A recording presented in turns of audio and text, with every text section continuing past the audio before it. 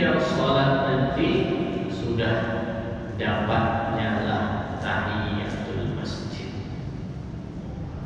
Nah, selesai qomat, sholat zuhur qomanya, maka dapatnya juga tahiyatul masjid.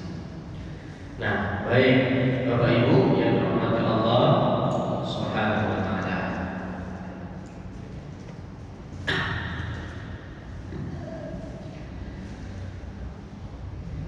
Yang berikutnya, taswiyatus sufuf wal amru biha wa minal imami akad.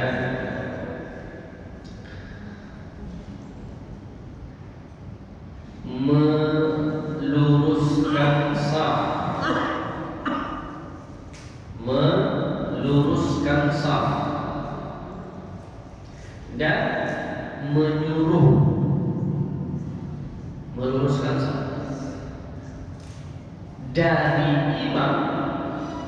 Artinya kalau yang nyuruhnya imam itu lebih sunnah. Jadi akad sunnahnya muakkad. Artinya Bapak Ibu, itu bukan hanya tugas imam. Kita pun kalau orang samping kita tak lurus, itu sunnah kita menyuruhnya. Kalau kita yang bengkok, sunnah kita untuk meluruskan. Tapi dalam hal menyuruh untuk meluruskan, wa minal imami akan, dari imam itu lebih disunnahkan lagi. Jadi Bapak Ibu Allah SWT, kalau begitu dianjurkan kita pertama kita luruskan saf kita dengan orang. Yang kedua, kalau sampai kita kanan kiri memamanya lurus, kita pun disunahkan untuk menyuruh. Karena kalau imam yang dia suruh itu kan semua makmum, bahkan laki-laki dan yang perempuan.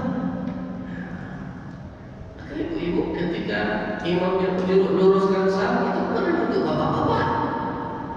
Perintah suruh itu juga untuk ibu. Nah, dan yang perlu diingat apa? Patokan, sekali lagi, patokan lurus itu adalah tumit belakang. Tumit belakang. Mohon maaf lahir batin. Bagi orang yang sholat berdiri, patokan lurus, inilah dia. Tumit belakang garis, pada orang di sebelah pun begitu. Bukan jari kaki, itu pada yang harus lurus antara kita dengan orang di kiri kanan. Jadi kalau begitu perhatikan betul ini, tapi tengok lurus ke orang. Bagi orang yang sholat berdiri. Bagi orang yang sholat duduk, umpamanya Bapak Ibu, patokan lurus safnya mana? Patokan lurus safnya adalah pantat. Jadi dia harus meluruskan pantatnya dengan kaki orang. Pantatnya lah yang dia harus luruskan. Asal pantatnya udah lurus dengan kaki orang di sebelah kiri kanan, di belakang orang kiri kanan, maka luruslah. Bahkan Bapak Ibu, bagaimana dengan orang yang sholat duduk di atas kursi? Nah, ini mana masalah? Kenapa? Karena kadang-kadang yang sholat duduk di atas kursi safnya tak lurus. Apa safnya tak lurus? Patokan yang lurusnya itu mana? Maka pantatnya kalau dia duduk kursinya begini, berarti sini di depan bawah kakinya, kaki kursi yang bawah. Jatuhlah dia di sini, mundur kakinya, kaki kursinya itu di belakang. Begitu dia duduk, kakinya yang dia luruskan di sini sama orang kiri kanan. Berarti pantatnya di belakang. Ini enggak lurus. Kakinya ke depan. Itu nanti kalau dia duduk di kursi, lurus lagi. Jadi kalau belum kursinya, letakkan kursinya, kaki belakang kursi itulah yang lurus dengan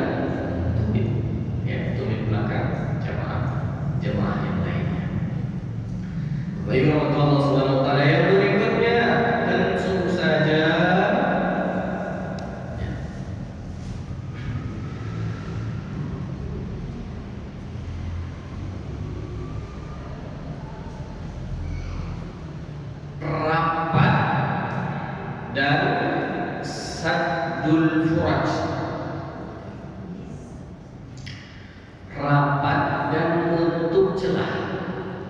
Ingat Bapak Ibu, rapat itu bukan maknanya iltisaq, bukan maknanya ilsaq, lengket.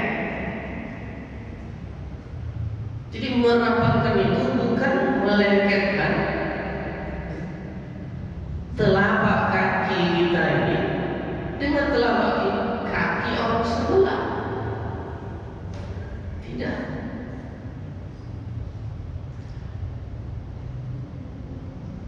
Jadi rapat itu bagaimana?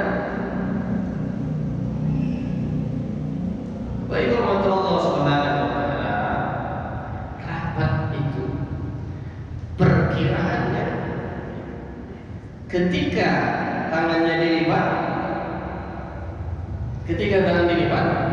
maka ini apa namanya? Bahu atau lengan ini, ya, bahu ini. Nah, rapatlah dengan orang sebelah kita.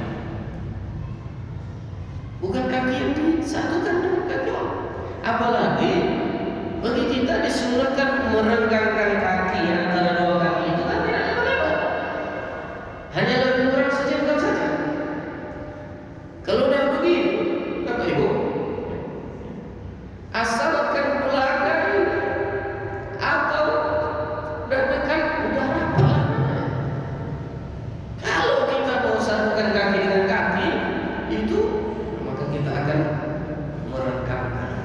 Kenapa? Tarik lurus ketika dilipat, harus renggang kaki, harus dikangkangkan. Tarik lurus. Makanya ini patokan dengan sebelah. Maka kata Nabi SAW, sebaik-baik orang sholat itu layyinul manqib. Layyin manqib itu apa? Lembut bahunya. Lembut bahunya itu apa? Bukan mentang-mentang dia kuat.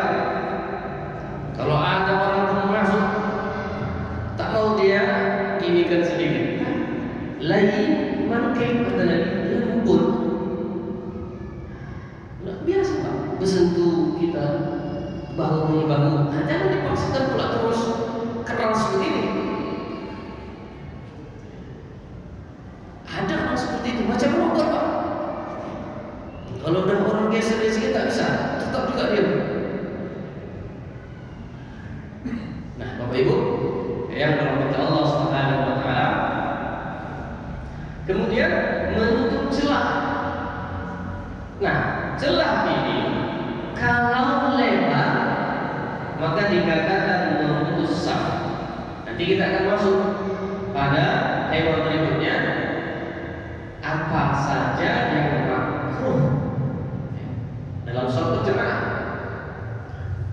Salah satunya itu apa? Memutus saf. Mana batasan putus saf? Ketika ada celah antara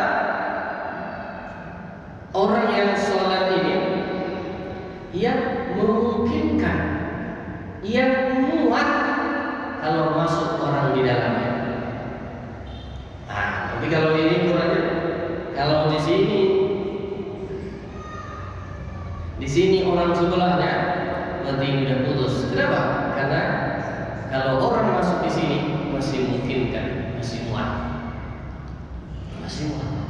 Tapi kalau tidak selebar itu celahnya, saf tidak putus, tapi tetap ada celah yang renggang. Sunnahnya merapatkan itu, berarti tak dapat.